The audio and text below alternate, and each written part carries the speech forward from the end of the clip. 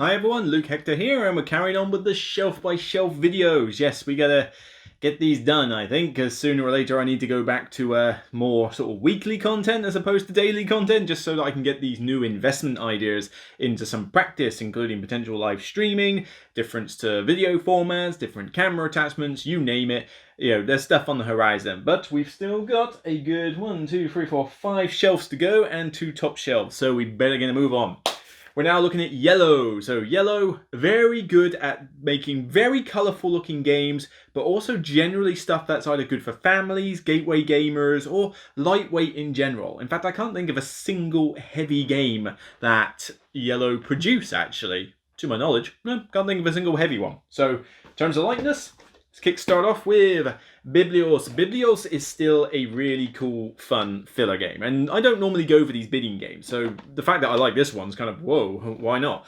But this one's just kind of neat and simple. It's quick bidding. It's not like a power grid auction where it takes about 5 years to finish an auction and you've got to count to the square root of pi while trying to figure out the rest of your turn. It's like, no. This one is just straight up, probably the worst theme in history. I mean, your scribes. Yay. It's like translating books, even though the theme is like nothing in here. But it's just a cool little filler where you're spending the first half of the game. It's a game of 2 halves. The first half being where you draw cards from a deck and decide which one you want to keep and which one you're going to give to opponents and what you're going to auction off later. And the second half is auctioning off that separate pile. But you're basically trying to collect the most of a particular colour so that you can score points on this central board based on the value of these dice, which can go up and down during the game. Pretty simple little filler and does well for 2 to 4 players, scales very well. It's a keeper. I really do enjoy this one, and it's mainly just hasn't hit the table much lately because it's hard to sell it because the theme is A, non-existent, and B, rubbish. But it's a good fun game and definitely worth a try. Right. Okay, let's go on to bunnies. Lovely little bunnies. Who doesn't like bunnies? Well, one particular bunny, but only Monty Python fans remember that one.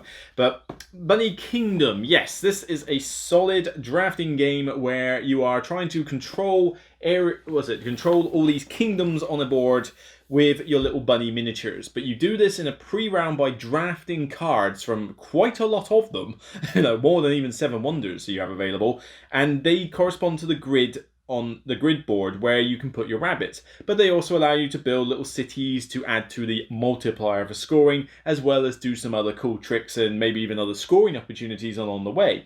It's a very simple game, even though I think maybe 1 or 2 things could be explained clearer. I've yet to put the expansion in this. I don't know if I want to though. It looks cool, but is it going to complicate the game to the point where it's like, oh god, I got to explain all this before I do it? I don't know.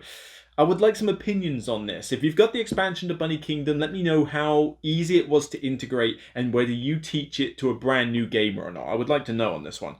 But I still really think this is like a beautiful looking game. It's really colourful. I think I got the expanded board because they released a bigger board because it was a bit of a nightmare to try and see everything at first. I think I've got that. If there's any problem I have with Bunny Kingdom at all, it's that the timer of 45 minutes is a complete lie. It blatantly takes longer than that.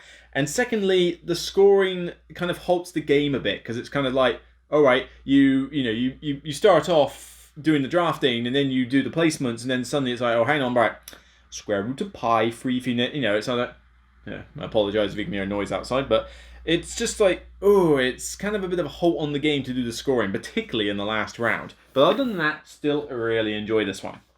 Okay, let's get on to a new one on the list, and that is Ishtar. Many of you might not have even heard of this one, but this is a Bruno Cafala game. It came out late last year, I believe, and I didn't get hold of it until about a month or 2 ago. I played it, but no, it must have been early in the year, I think, because I definitely played it before lockdown. And with this one, the cover may not sing to you, and you may not even know what on earth the title is. Well, basically, you're building this garden. It's a communal garden where, kind of in that Takinoko kind of respect, where you're building these green tiles down to build gardens with shrubberies and flowers, putting some of your gardener dudes on, controlling these fountains for points, collecting gems that get you skill level ups. It's generally a very simple game. I mean, it's a dirt simple game to teach and play, but It's very zen-like, it's just very calming. And as you put these garden pieces out, you're restricted on where they can go, so space gets tighter. With 4 players, you're fighting for control a lot with different fountains. It's generally pretty straightforward, as I say. Very colourful looking, looks gorgeous on the table, has a nice eye-popping nature of like the way the garden looks when it's built up. And I really like this one. It's not like the best game ever, but for a gateway game, I would say this is gateway level game, really. At least not... Yeah, it must be gateway. There's not a lot to teach in this one. But it's a really solid one, but I just think it's fallen under the radar a bit because of the box, and maybe it didn't get a lot of buzz. I don't think it was like being like, hey, look, this is Bruno Cavallo's new game. You know, it wasn't getting a lot of that. But I really enjoy this one, and in fact, I believe I did a review of it, so check that out on the channel. I think I did anyway. It's so hard to remember everything when you've done so many videos. Alrighty, moving on. Kanagawa. Will this stay in the collection much longer? I don't know, but it's just a very nice, pretty little game. I like it. I've got the expansion to it, and it's so simple to teach. I like having these nice, simple games around, so I probably will hang on to it, but you're essentially making like a Japanese-style art panorama, and you draft these cards from a central tableau, but you draft a column, and it's a slight bit of push your luck in there. And what you do is that you either paint them on top or you put them in your studio, the studio being what allows you to paint various pictures. And it's essentially trying to get sets. So you're trying to get the sets of different weather icons. You might be trying to go for buildings, animals, people, etc. You've got some objectives you can go for, like first to get 3 of a kind gets this tile. And other than that, it's just get most points by the time the whole thing finishes. But the artwork is just really nice and kind of this paintbrush style. It just looks very pretty. Again, Bruno Cavallo. No surprise, Bruno Cavallo is one of my favourite designers. He does a lot of games that I like. And even though Bruno Cavallo games don't generally make my top 10 of all time, with the exception of 7 Wonders Duel, that did.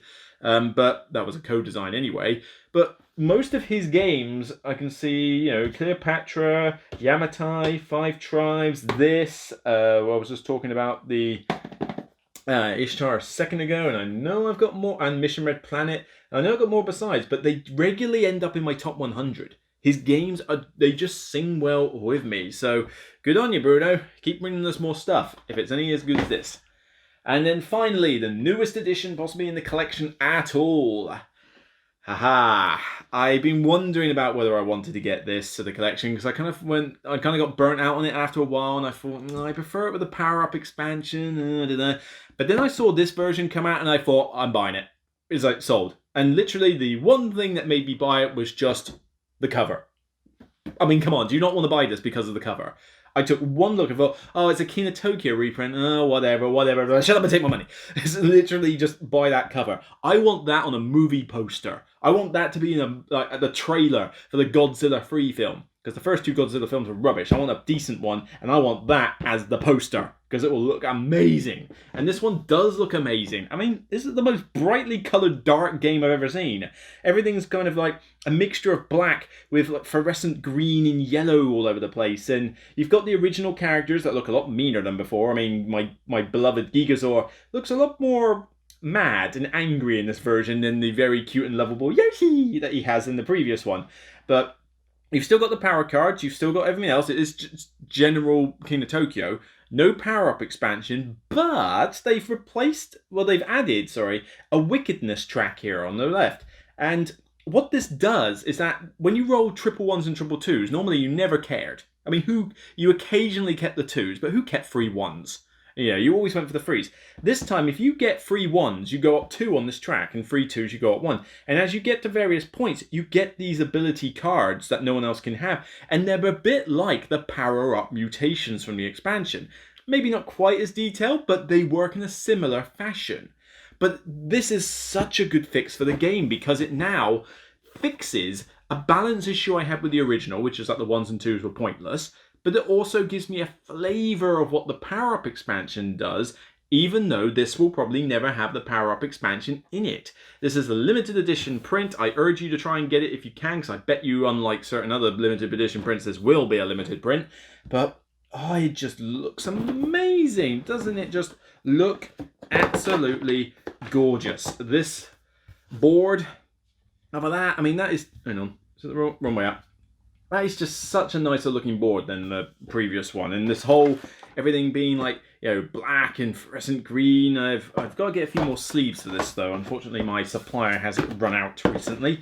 But yeah, I love this version. So I'm glad to have King of Tokyo finally in the collection, because even though it hasn't made my top 100 in the past, it's always been kind of like a top 150 game, and maybe it will get the top 100. I mean, I do still like the game. Maybe this new version was just what I needed. Righty, so that is shelf, oh my god, that is shelf 44. So 4 more shelves, 1 more column. Next up, we got a mixture of Lotte Pellet. I'm not even going to try and butcher that name. And a little bit of Plan B games. So we're going to have a little bit of that. Then we move on to a fairly significant run of Z-Man games.